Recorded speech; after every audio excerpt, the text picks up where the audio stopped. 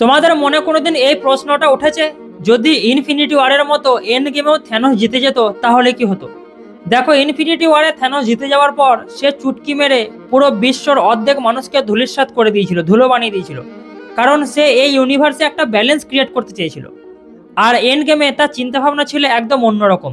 সে বলেছিল সেই সিনেমাতে যে আমি জিতে যাওয়ার পর এই ব্রহ্মাণ্ডের প্রত্যেকটা কোণকে মিটিয়ে দেবো, আর ইনফিনিটি স্টোন দিয়ে এমন এক ইউনিভার্স ক্রিয়েট করব যেখানে হব আমি রাজা, প্রত্যেকটা মানুষ আমার পুজো করবে। কিন্তু ব্যাপারটা যত সহজ দেখতে ততটা সহজ কিন্তু নয়। মার্ভেলের মেন টাইম লাইনে যেই ঘটনাগুলো ঘটছিল সেগুলো কিন্তু সবই হি হু রিমেন্সের প্ল্যানের একটা অংশ। আয়রন ম্যানের স্যাক্রিফাইস থেকে শুরু করে থ্যানোসের হেরে যাওয়া পর্যন্ত সবই ওর একটা একটা প্ল্যানের অংশ ছিল।